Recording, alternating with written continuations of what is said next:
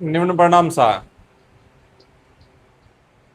स्वागत है आप सभी का एक बार फिर से शब्दवाणी क्लासेस पर। तो कल अपन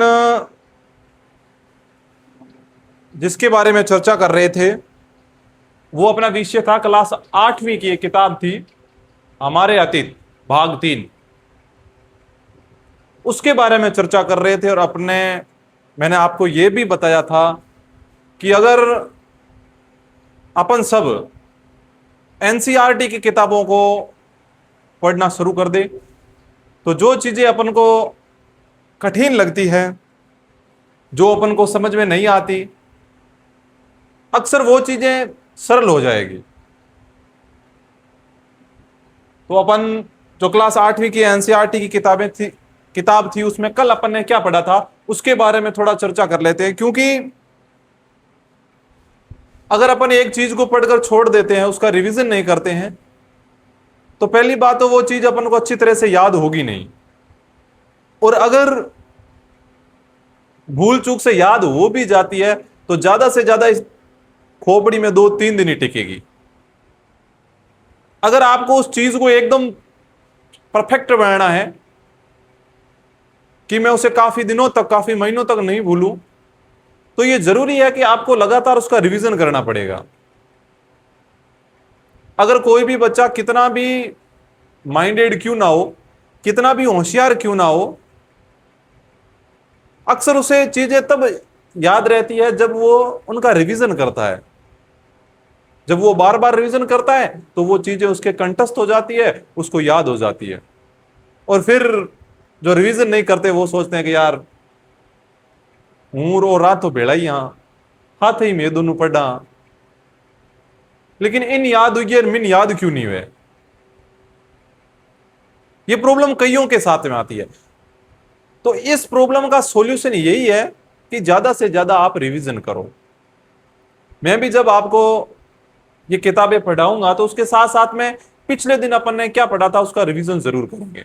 तो कल अपन ने जो किताब में चीजें पढ़ी थी वो कल अपन ने पहले तो विषय सूची के बारे में पढ़ा था कि इसमें ज्यादातर अपन जो ईस्ट इंडिया कंपनी है उसके बारे में पढ़ेंगे। कंपनी कैसे आई, उसने ग्रामीण क्षेत्रों पर शासन कैसे किया, और जो आदिवासी क्षेत्र थे उनको अपने कब्जे में कैसे लिया, फिर जनता कंपनी के विरोध में क्यों खड़ी हो गई, जनता बगावत क्यों करती है। फिर अपन पढ़ेंगे कि देशी जनता को सभ्य बनाने के लिए और राष्ट्र को शिक्षित करने के लिए किस प्रकार के प्रयास किए गए यहां के समाज सुधारकों के द्वारा, महिला और जाति व्यवस्था में सुधार के लिए कौन कौन से प्रयास किए गए। और फिर लास्ट में अपन 8वां जो अपना अध्याय है वो राष्ट्रीय आंदोलन का संगठन 1870 के दशक से लेकर 1947 तक, 1870 का दशक। यहां पर एक चीज है दशक। दशक दशक का क्या मतलब होता है? दशक का मतलब होता है 10 वर्षों का समय।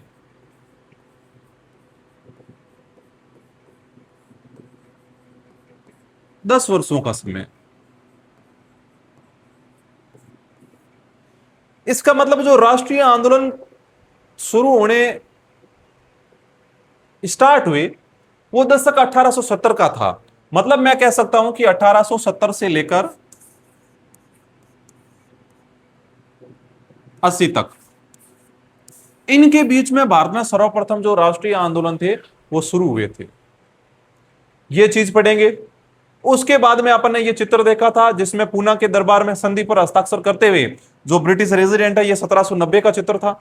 उसके बाद में अपन ने पढ़ा कि तारीखें कितनी महत्वपूर्ण होती है, क्या इतिहास केवल तारीखों तक टिका है या तारीखों से भिन्न अलग भी इतिहास हो सकता है। तो अपन ने पढ़ा कि अपन जिस मुद्दे को महत्वपूर्ण मान लेते हैं इतिहास उसी के आसपास टिका रहता है। अगर इतिहास में मैं युद्ध को, किसी राजा के जन्म को, उसकी मृत्यु को, या फिर उसका राज्याभिषेक कब हुआ, इनको अगर महत्वपूर्ण मानूं तो इन सभी के आसपास तो तारीखें आएगी कि फलानी तारीख को राजा का राज्याभिषेक हुआ, जन्म हुआ, शादी हुई। और अगर मैं इतिहास का मेरा मुद्दा चेंज कर देता हूं, मैं कहूं कि जब ब्रिटिश लोग भारत में आए तो भारत का जो लोग थे, जो स्थानीय जनता थी, उसमें समाज सुधार किस प्रकार हुए, तो इसमें मुझे तारीखों से बिल्कुल लेना देना नहीं है। अगर मैं कहूं कि हल्दी घाटी का युद्ध हुआ, हल्दी घाटी के युद्ध के बाद में महाराणा प्रताप ने कौन कौन सी नई तकलीफें उठाई, मेवाड़ में किस प्रकार के परिवर्तन हुए, तो इसमें मुझे कई तारीख याद करने की जरूरत ही नहीं है। मतलब जब मैं मुद्दों को चेंज करता हूं, मेरे इतिहास के क्षेत्र को चेंज करता हूं, तो तारीखें कहीं दूर हट जाती है। और कई ऐसी चीजें हैं जिनकी फिक्स तारीखें नहीं मिलती। अपन ने पढ़ा था, जैसा कि अपन ने एक चाय का उदाहरण लिया था, कि अगर मेरे मन में आए कि चाय पीना लोगों ने कब शुरू किया होगा, तो इसका कोई मैं फिक्स उत्तर नहीं दे सकता। हां, जरूर मैं बता सकता हूं कि भाई उस समय में, या आज से 200 साल पहले, या आज से 300 साल पहले यहां पर चाय प्रचलन में आई होगी, लेकिन कोई फिक्स तारीख नहीं बता सकता।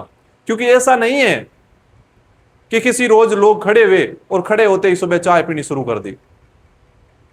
तो इस प्रकार अगर मैं इतिहास के मेरे क्षेत्र को चेंज कर दूं, तो तारीखों से मैं दूर हट सकता हूं। उसके बाद में अपन ने पढ़ा था, ये एक लिप्टन टी का एड था, जिसमें अपन को महत्वपूर्ण यह लगा था कि जो ब्रिटेनिया की रानी थी विक्टोरिया,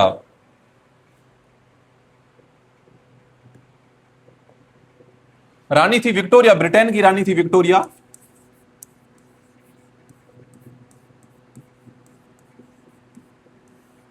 विक्टोरिया का बेटा था आर्थर, जिसे राजकुमार आर्थर कहा जाता है, जैसे कि यहां पर लिखा है। इस राजकुमार आर्थर को एक उपाधि दी गई थी, ड्यूक ऑफ कन्नौट की।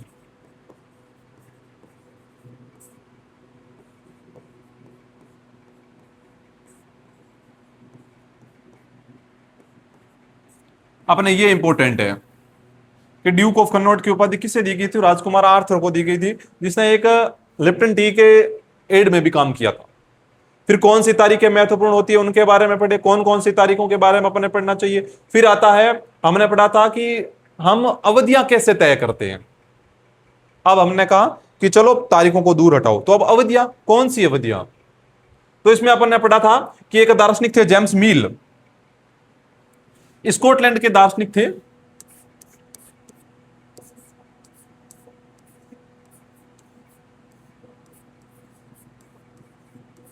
जेम्स मील कहां के थे? स्कॉटलैंड के।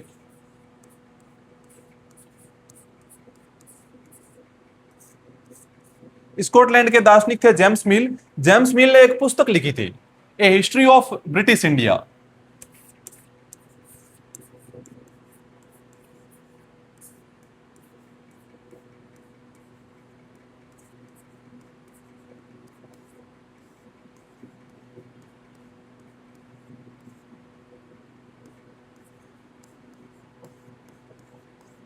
ए हिस्ट्री ऑफ ब्रिटिश इंडिया।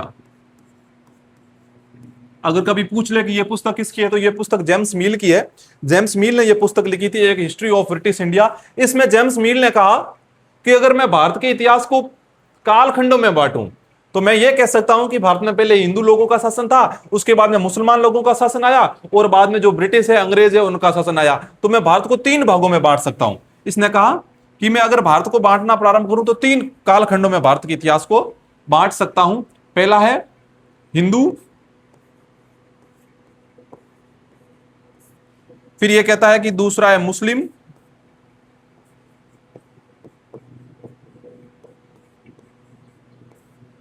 और तीसरा अगर मैं इसका काल चुनूं, तो वो हो सकता है ब्रिटिश।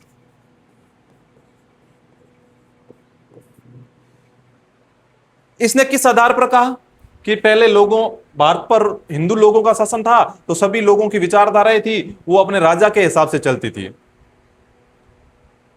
फिर मुस्लिम आए, फिर ब्रिटिश आए। लेकिन क्या यह सही है कि जो राजा है उसका प्रभाव देसी जनता पर भी पड़ता है? हां पड़ता है, लेकिन इतना नहीं पड़ता कि अपन उस पूरे कालखंड का अध्ययन एक धर्म के आधार पर करें। तो यहां पर इसके बारे में पढ़ा, फिर उसके बारे में अपन ने अपने जो वर्तमान के इतिहासकार हैं उन इतिहासकारों ने अलग अलग तरीके से बताया। उन्होंने कहा कि हम भारत के इतिहास को 3 कालखंडों में पढ़ सकते हैं। एक है प्राचीन,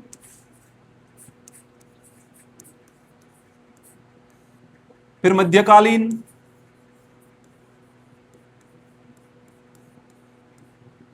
और उसके बाद में आधुनिक।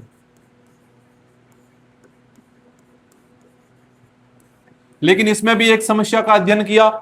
कौन सी समस्या? कि जिसे हम आधुनिक मान रहे हैं उस आधुनिक की क्या परिभाषा होनी चाहिए। आधुनिक का मतलब होना चाहिए लोगों के पास स्वतंत्रता का अधिकार होना चाहिए, समानता का अधिकार होना चाहिए। लेकिन 1947 तक के काल को हम आधुनिक काल मानते हैं। क्या 1947 तक भारत के लोगों के पास समानता थी, स्वतंत्रता थी? नहीं। तो यह भी अगर इसी कालखंड को देखें तो इसमें भी जरूर कमियां नजर आती है। फिर अपन ने पढ़ा कि औपनिवेशिक क्या होता है। औपनिवेशिक तो अपन ने पढ़ा कि जब एक देश दूसरे देश के दबदबे से इस तरह के राजनीतिक, आर्थिक, सामाजिक और सांस्कृतिक बदलाव आते हैं, जब एक देश पर दूसरे देश का अधिकार होता है, कब्जा होता है। देखो, माना कि ये एक देश है, इस पर किसी दूसरे देश का अधिकार है, ठीक है। अब जब इस ए नाम के देश पर बी नाम के देश का अधिकार है, ये ए देश इस बी देश के अंडर में है, तो अब क्या होगा? जो बी देश के निवासी है, कई लोग हैं, वो शासन करने के लिए यहां पर जरूर रह रहे होंगे। तो इनकी जो संस्कृति है, इनकी जो राजनीतिक विचारधारा है, इनकी जो आर्थिक विचारधारा है और जो सामाजिक विचारधारा है, उस सामाजिक विचारधारा का प्रभाव पड़ेगा ए नामक देश पर।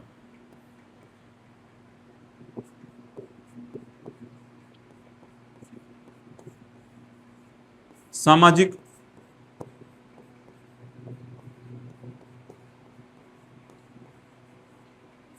राजनीतिक, सांस्कृतिक,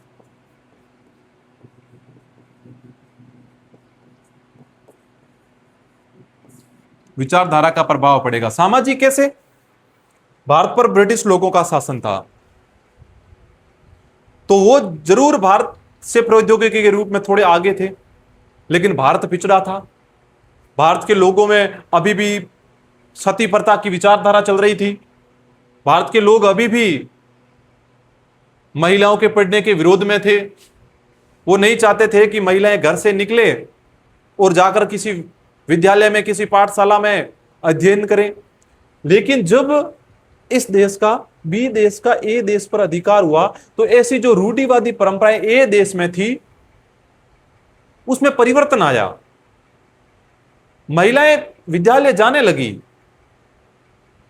सती प्रथा पर रोक लगी। तो यहां की जो सामाजिक विचारधाराएं थी, जो सामाजिक विचारधारा थी, उसमें परिवर्तन आया कि नहीं आया?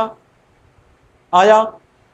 अब यहां पर शासन के रूप में हो सकता है कि पहले गांव का कोई मुखिया था, वो शासन चलाता था, लेकिन जब बी देश का ए देश पर अधिकार हुआ और माना कि यहां पर तो जनता किसी को चुनती है और वो चुना हुआ नेता ही जनता पर शासन करता है, और यहां पर तो ऐसी विचारधारा चल रही थी कि जो मुखिया है वो बिना किसी चुने हुए पद के वो अपनी जनता पर राज करेगा। तो जब ये देश इस पर अधिकार करता है, इस पर शासन चलाता है, तो इसकी जो राजनीतिक विचारधारा है उसका प्रभाव इस देश की राजनीतिक विचारधारा पर पड़ा कि नहीं पड़ा? ये भी कहेंगे कि नहीं, हम मुखिया को नहीं बनने देंगे, पहले वोट देंगे। तो राजनीतिक विचारधारा में परिवर्तन आया, संस्कृति में परिवर्तन आया, पहनावे में परिवर्तन आया, रहन सहन में परिवर्तन आया। तो जब एक देश दूसरे देश के दबदबे से उस देश में सामाजिक, राजनीतिक और सांस्कृतिक बदलाव आते हैं, तो इस बदलाव आने की प्रक्रिया को औपनिवेशीकरण कहते हैं। क्या कहते हैं? औपनिवेशीकरण।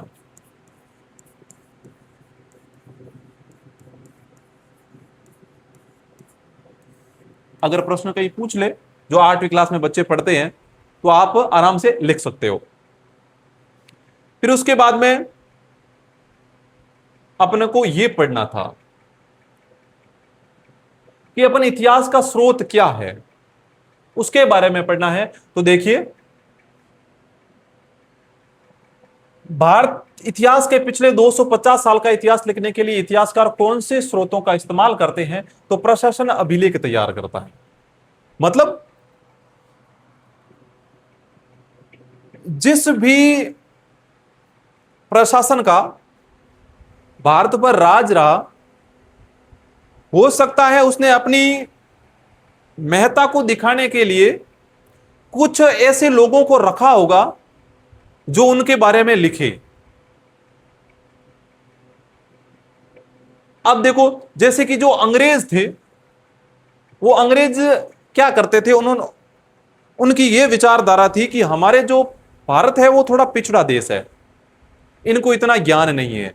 तो अंग्रेज क्या करते थे, वो जो भी फैसले सुनाते थे, उनकी जो भी नीतियां थी, वो सारी नीतियां अपने पास एक आदमी रखते और उस आदमी से लिखवाते कि आप लिखो और इनको संग्रहित करो, क्योंकि आगे जब ऐसा कोई मामला आएगा तो उसमें इस चीज की जरूरत पड़ेगी। तो अंग्रेज शासन द्वारा तैयार किए गए सरकारी रिकॉर्ड इतिहासकारों का एक महत्वपूर्ण साधन होते हैं। अंग्रेजों की मान्यता थी कि चीजों को लिखना बहुत महत्वपूर्ण है।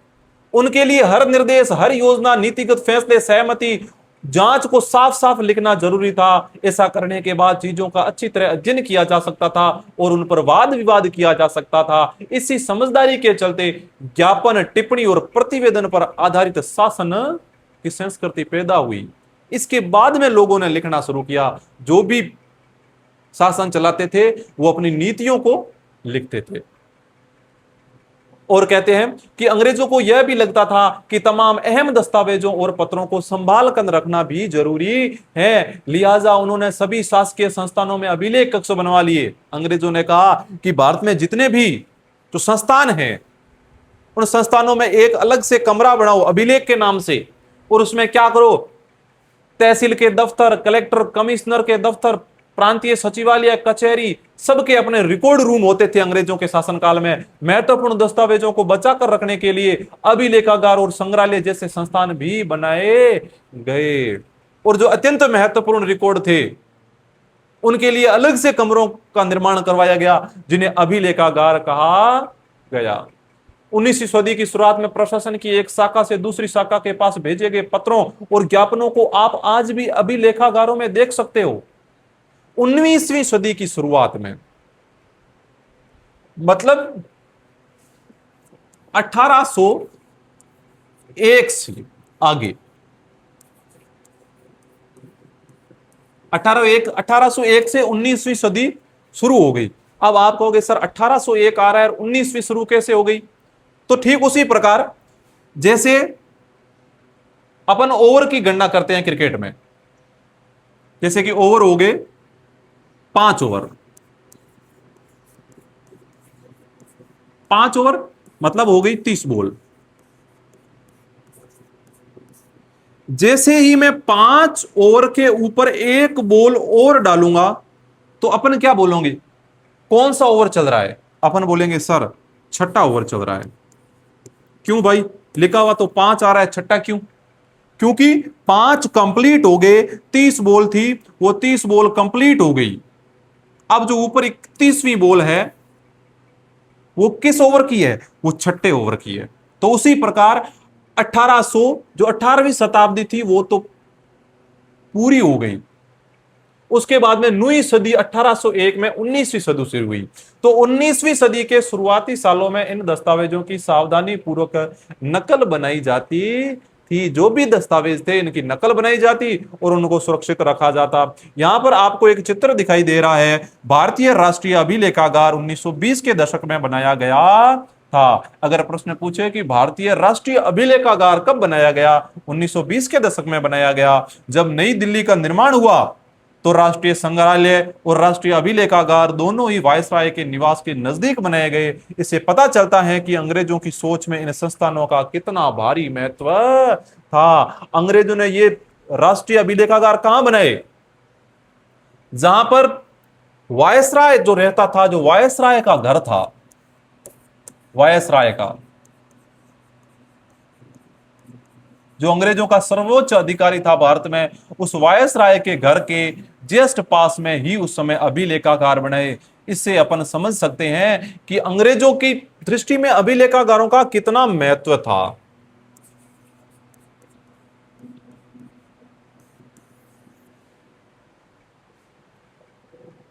फिर यहां पर अपन देख सकते हैं कि गृह विभाग को भेजी गई रिपोर्ट, सन 1946 में भारत की औपनिवेशिक सरकार थी, वो शाही भारतीय सेना के जहाजों में सिपाहियों की बगावत को कुचलने का प्रयास कर रही थी। उस समय विभिन्न बंदरगाहों से गृह विभाग को जो रिपोर्ट मिली, वो सभी रिपोर्टें इन्होंने संभाल कर रखी और वो आज भी अपन को मिल रही है। फाइल संख्या 52146। देखो, एकदम पूरी पूरी जानकारी दी गई है। जब 1946 में विभिन्न बंदरगाहों पर बगावत हो रही थी, तो जो अंग्रेज थे वो जानकारी ले रहे थे कि कौन से बंदरगाह पर बगावत जहाजों द्वारा रुकी है कि नहीं रुकी है। तो उसमें अलग अलग बंदरगाह, बंबई, कराची, विशाखापट्टनम, जैसे कि बंबई में लिखा गया है कि इस बात का इंतजाम कर लिया गया है कि सेना जहाजों और दफ्तरों पर कब्जा कर ले।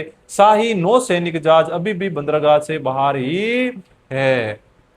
फिर कराची को भेजी गई कि 301 विद्रोहियों को गिरफ्तार कर लिया गया है, कुछ अन्य संदेहास्पद विद्रोही भी गिरफ्तार किए गए हैं, सारे दफ्तर सैनिक निगरानी में हैं। देखो, सारी की सारी रिपोर्टें आज भी सुरक्षित मिल रही है, क्योंकि अंग्रेजों की सोच में उनका महत्व अत्यधिक था।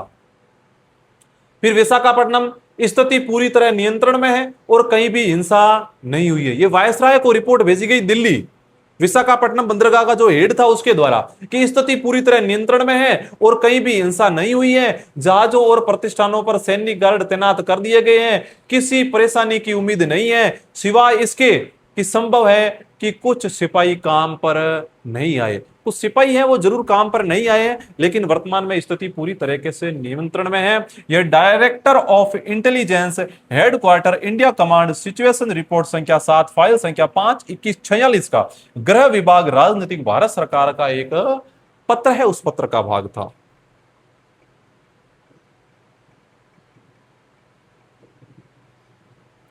अब देखो, सावधानी पूर्वक नकल बनाई जाती थी और अंग्रेज थे वो नकल बनाने के लिए आदमी रखते थे, और जो रखते थे उनमें अपन को देखता है कि उन्हें खुशनवीसी के माहिर लिखते थे। खुशनवीसी या सुलेखनवीसी ऐसे लोग होते थे जो बहुत सुंदर ढंग से चीजें लिखते थे। जो लोग चीजें लिखने के लिए रखे जाते थे उनको खुशनवीसी या सुलेखनवीसी, मतलब जो अच्छे लिखते थे, उन लोगों को रखा जाता था। 19वीं सदी के मध्य तक छपाई तकनीक भी फैलने लगी और इस तकनीक के सहारे अब प्रत्येक सरकारी विभाग की कार्रवाई के दस्तावेजों की कई प्रतियां बनाई जाने लगी। 19वीं सदी में धीरे धीरे जो छपाई की मशीनें थी वो फैलने लगी और अब क्या होने लगा कि एक प्रति नहीं, किसी एक आदेश की कई प्रतियां बनाई जाने लगी। फिर सर्वेक्षण का बढ़ता महत्व। अब जो अंग्रेज थे उन्होंने भारत में विभिन्न स्थानों पर सर्वेक्षण भी करवाया कि जाओ और सर्वेक्षण करो। क्या करो?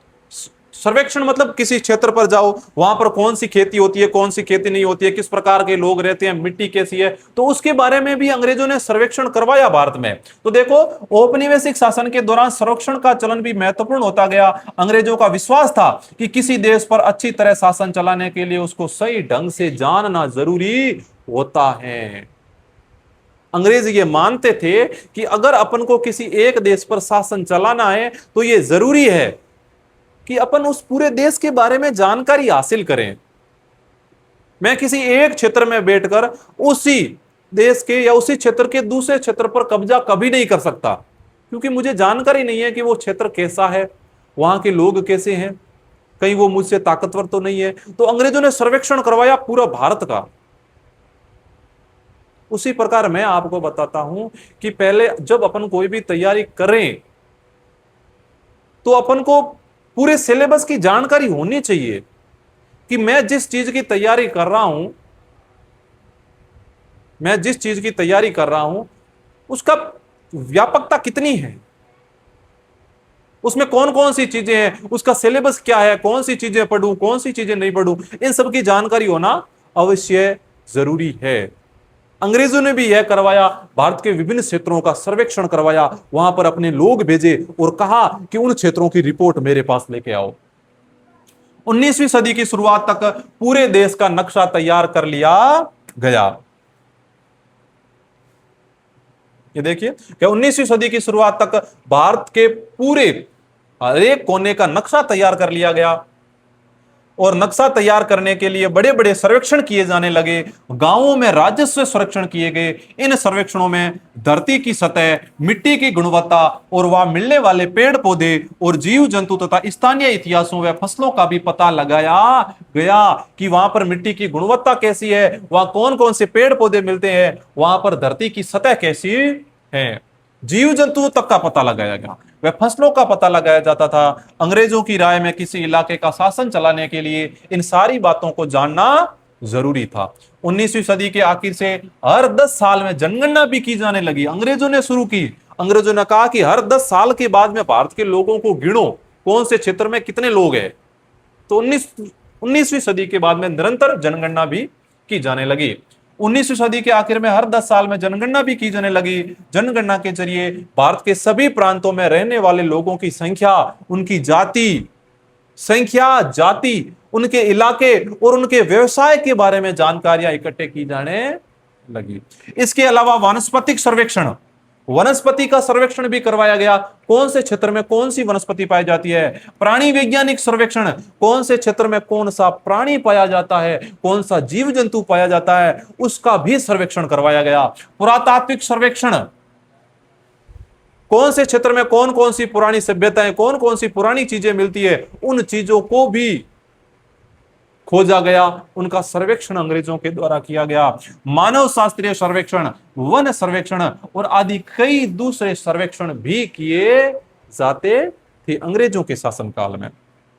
जैसे कि यहां पर अपन को एक पौधा दिखाई दे रहा है, यह शरीफे का पौधा है। शरीफे का पौधा है, 1770 का दशक है।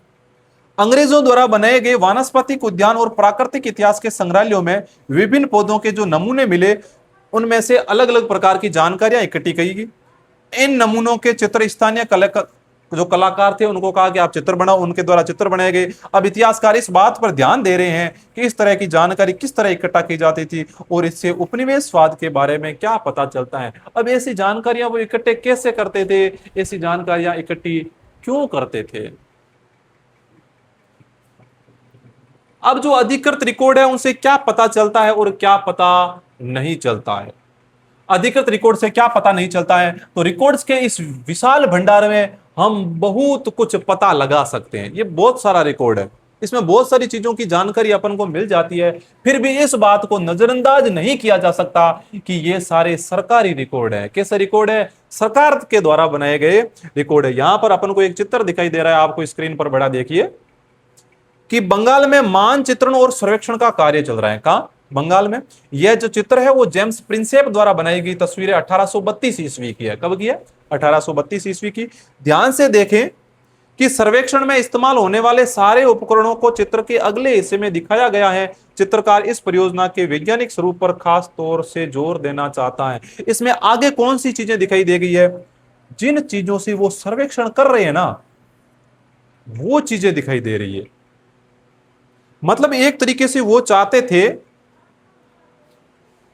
या किसी को वो ये बताना चाहते थे कि हम इंडिया में, हम भारत में सर्वेक्षण करवा रहे हैं और फलाने फलाने साधनों से इतना अच्छा सर्वेक्षण करवा रहे हैं। क्या इसके पीछे अंग्रेजों का कोई हित था? अगर हित नहीं होता तो इस प्रकार साधनों को आगे रखकर जेम्स प्रिंसेप द्वारा चित्र नहीं बनवाते।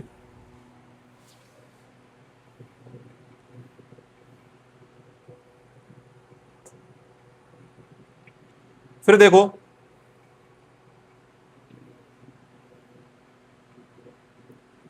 अब देखो जैसे कि यह चित्र बनाया गया है एक अंग्रेजों के द्वारा और 1857 के विद्रोही, 1857 के विद्रोही। अब इस चित्र में देखो, तस्वीरों को बहुत ध्यान से देखना चाहिए, उनसे हमें चित्रकारों की सोच पता चलती है कि चित्रकार इसमें क्या बताना चाहते हैं।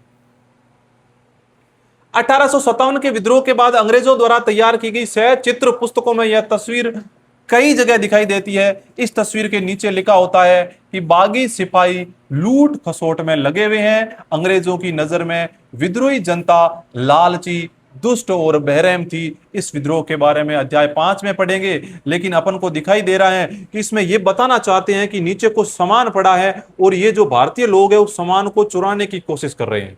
अब ये 1857 का विद्रोह है, लेकिन अंग्रेज इसको दूसरे रूप में बताना चाहते हैं। वो बताना चाहते हैं कि जो भारत के लोग हैं वो लूट खसोट कर रहे हैं, वो चोरी कर रहे हैं, वो बागी सिपाही हैं और हम उनको रोकने का प्रयास कर रहे हैं। मतलब जो वास्तविक स्थिति थी वो चित्रकारों द्वारा नहीं बताई गई, चित्रकारों द्वारा कुछ अलग ही स्थिति बताई गई। शायद इस प्रकार की स्थिति से अंग्रेज जो लोग थे उनको कुछ फायदा होता होगा। इनसे हमें यही पता चलता है कि सरकारी अफसर क्या सोचते थे, उनकी दिलचस्पी किन चीजों में थी और बाद के लिए वे किन चीजों को बचाए रखना चाहते थे। इन रिकॉर्ड से हमें यह समझने में हमेशा मदद नहीं मिलती कि देश के दूसरे लोग क्या महसूस करते थे और उनके कार्यवाहियों की क्या वजह थी। इसमें अपन को सिर्फ एक पहलू का पता चलता है कि अंग्रेजों की क्या सोच थी और वो क्या कर रहे थे। उनके किसी काम करने से जो स्थानीय जनता थी उन पर क्या प्रभाव पड़ रहा था, वो कैसे सोचते थे, उसके बारे में अपन को कोई जानकारी नहीं मिलती। और जब तक एक तरफी दलील अपन सुनते हैं तब तक अपन को वास्तविक घटना का पता नहीं चलता। इन बातों को जानने के लिए हमें कहीं और देखना होगा। जब हम ऐसे दूसरे स्रोतों की तलाश में निकलते हैं तो उनकी भी कोई कमी नहीं रहती, लेकिन सरकारी रिकॉर्ड्स के मुकाबले उन्हें ढूंढना जरा मुश्किल साबित होता है। इस लिहाज से लोगों की डायरिया, तीर्थ यात्रा और यात्रियों के संस्मरण महत्वपूर्ण, लोगों की आत्मकथाएं और स्थानीय बाजारों में बिकने वाली लोकप्रिय पुस्तिकाएं महत्वपूर्ण हो जाती हैं। सरकारी रिकॉर्ड थे, अंग्रेजों ने सारे सरकारी रिकॉर्ड तो संरक्षित करवा दिए, उनको संग्रहालयों में रखवा दिए ताकि उन्होंने जो चीज दिखानी चाहिए वो आगे के लोग देख सके। लेकिन सरकारी रिकॉर्डों के इतर अलग अपन कोई रिकॉर्ड देखना चाहते हैं तो उसमें जो लोगों की डायरिया हैं, कई लोग तीर्थ यात्रा पर जाते हैं तो जाते जाते वो कुछ लिखते हैं, ऐसी सारी किताबें हैं या अन्य कोई संस्मरण है, वो चीजें अपन को ढूंढनी पड़ती है। तो वो ढूंढना थोड़ा मुश्किल हो जाता है। या फिर जैसे जैसे सफाई की तकनीक फैली, अखबार छपने लगे और विभिन्न मुद्दों पर जनता में बहस भी होने लगी। नेताओं और सुधारकों ने अपने विचार को फैलाने के लिए लिखा, कवियों और उपन्यासकारों ने अपनी भावनाओं को व्यक्त करने के लिए लिखा। इन सब चीजों से अपन को जनता के बारे में थोड़ी बहुत जानकारी मिलती है। लेकिन ये सारे स्रोत उन लोगों ने रचे हैं जो पढ़ना लिखना जानते थे। इनसे हमें यह पता नहीं चल सकता कि आदिवासी और किसान, खदानों में काम करने वाले मजदूर या सड़कों पर जिंदगी गुजारने वाले गरीब किस तरह से अनुभवों से गुजर रहे थे। अब जब अपन को लिखी चीज मिलने लगी कि भारत के ही लोगों ने जो अखबार छापे, उन अखबार की कोई कतरन मिल गई तो उसके बारे में जानकारी मिली, या कोई नेता था या कोई समाज सुधारक था जो पढ़ा लिखा था, उसने जो चीज लिखी वो अपने अनुभव से लिखी तो उसके बारे में जानकारी मिल गई। लेकिन उस समय जो भारत के आदिवासी लोग थे, किसान थे, खदान में काम करने वाले लोग थे, उन पर कैसी स्थिति गुजर रही होगी वो तो लिखना ही नहीं जानते, तो उसके बारे में जानकारी हासिल करना बहुत बड़ा मुश्किल हो जाता है। यहां पर देखिए अपन को एक हिंदुस्तान टाइम का एक अखबार की कतरन है 22 मार्च 1946 की, 22 मार्च 1946 की। इसमें लिखा है कि इंसानों के खाने के लायक नहीं है। क्या खाने के लायक नहीं है? कुछ खाना है कि अखबारों से देश के विभिन्न विभागों में चल रहे आंदोलनों का पता चलता है। अखबार से पता चलता है कि कहां कहां पर आंदोलन चल रहे हैं। यहां 1946 में हुई एक हड़ताल की खबर दी गई है, कोई हड़ताल हुई थी उसकी खबर दी गई है कि दिल्ली में 2000 से ज्यादा पुलिस वालों ने बृहस्पतिवार सवेरे अपने कम वेतन और पुलिस लाइन बावर्ची खाने से आने वाले घटिया भोजन के खिलाफ खाना खाने से इनकार कर दिया। दिल्ली में 2000 से ज्यादा जो पुलिस वाले थे उन्होंने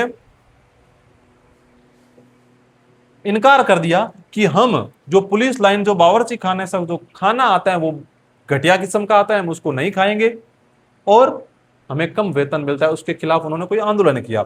जैसे जैसे यह खबर दूसरे पुलिस थानों तक पहुंची, वहां भी पुलिस वालों ने खाना खाने से इनकार कर दिया। एक हड़ताली का कहना था, एक जो हड़ताल करने वाला पुलिस वाला था, उसने क्या कहा कि पुलिस लाइन की रसोई से हमारे लिए जो खाना आता है वह कोई इंसान नहीं खा सकता। हम जो चपाती और दाल में जो खानी पड़ती है उसे जानवर तक नहीं खाते। जब इस प्रकार की कतरने मिलती है तो अपन को वास्तविक स्थिति के बारे में जानकारी मिलती है। अगर हम थोड़ी और कोशिश करें तो हम इस बारे में भी जान सकते हैं। जैसे जैसे आप इस किताब में आगे बढ़ेंगे आपको यह बात समझ में आने लगेगी। फिर ये तो आगे जो अपना जो पहला चैप्टर है वो पूरा हो गया। उसके बाद में जो पहले चैप्टर के क्लास 8वीं के जो बच्चे हैं उनके लिए कुछ प्रश्न उत्तर है, सही और गलत का निशान लगाओ। फिर आइए विचार करें, आइए करके देखें। इस प्रकार के कुछ क्वेश्चन हैं। और ये जो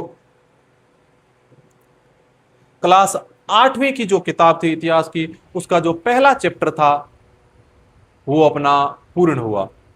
आशा करता हूं कि आपको जो पहला चैप्टर है वो अच्छी तरह से समझ में आया होगा। अगर इसके बाद में भी कुछ ऐसी चीजें अगर पीछे रह गई है तो वो भी मैं दोबारा बताने का प्रयास करूंगा।